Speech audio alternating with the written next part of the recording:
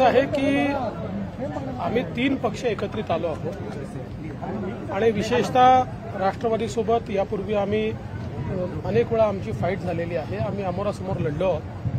त्यामुळे समन्वय आपल्याला साधावा लागतो. तो समन्वय साधण्याचा आमचा प्रयत्न चालला आहे. पण मी निश्चितपणे सांगेल की अतिशय चांगला समन्वय साधला जातोय.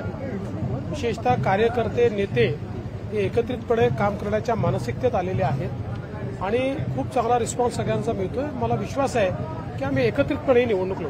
सर, नेते एकत्र आलेत मात्र कार्यकर्त्यांची मनं काही जुळलेली दिसत नाहीत. म्हणजे अगदी आता बाहेर बंगल्याच्या बाहेर सुद्धा कार्यकर्ते बोलताना जोपर्यंत आम्हाला विधानसभेचा शब्द मिळत नाही तोपर्यंत काम करायच्या मानसिकतेत आम्ही नाही होत, अशा प्रतिक्रिया आहेत कार्यकर्ता हा सैनिक असतो आणि सैनिकाचं एकच लक्ष असतं की आपले जे सेनापती आहेत त्यांच्याकरता आपल्याला लढायचं आहे.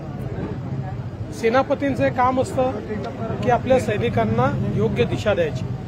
त्यामुळे त्यांनी या ठिकाणी जी भावना व्यक्त केली ती साहजिक आहे. पण आज मला हा विश्वास आहे की आमच्या सगळ्या सैनिकांना आम्ही निश्चितपणे समजावून सांगू शकू.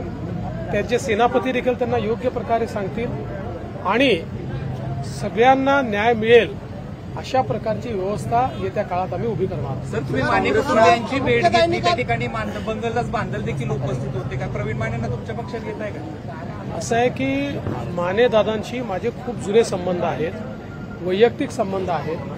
ते अनेक वेळा माझ्या घरी येतात. ते बऱ्याच दिवसापासून माझ्या मागे लागले होते की तुम्ही इंदापूरला येता पण माझ्याकडे तुम्ही येत नाही.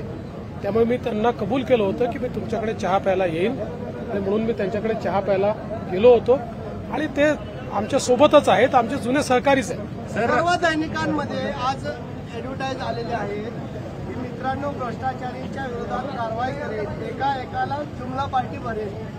कसं बघताय? काँग्रेसनं कॅम्पेन केलं जाहिरातींचं आणि भाजपमध्ये ज्या नेत्यांना घेतलंय भ्रष्टाचारी म्हणून आधी आरोप करून त्यावरून ही सगळी टीका करण्यात आली. कॅम्पेनची लाईन मी तुम्हाला एक सांगू का, ज्याच्या स्वतःकडे नैतिक बळ असताना तोच अशा प्रकारे दुसऱ्याला भ्रष्टाचारी ठरवू शकतो. त्यांच्याकडे नैतिक बळच नाहीये. त्याच्यामुळे अशा प्रकारे त्यांनी किती कॅम्पेन केलं तरी तो केविलवाणा प्रयत्न ठरेल, त्यापेक्षा जास्त काही नाही. सर, राज्यात दुष्काळाची परिस्थिती गंभीर झालेली आहे. अनेक गावं बहिष्कार टाकण्याच्या मनस्थितीत, काय सांगाल? आम्ही सर्व गावांना ही विनंती करतो की आपण दुष्काळाचं नियोजन केलं आहे, पाण्याचं नियोजन केलेलं आहे, पिण्याचं पाणी पोचलं पाहिजे असं नियोजन केलं आहे. दुष्काळ पडू नये म्हणून ज्या ज्या ठिकाणी आवश्यक आहे तेवढं पाणी राखून ठेवलं आहे. पाण्याची सगळी गणितं आपण जुळवलेली आहेत. त्यामुळे निश्चितपणे आमचं जरी निवडणुका असल्या तरी त्याच्यावर अतिशय क्लोज अशा प्रकारचं मॉनिटरिंग आम्ही करतो. माझी सगळ्यांना विनंती आहे, लोकशाहीची ही जी प्रोसेस आहे ही 5 वर्षातनं एकदा येते.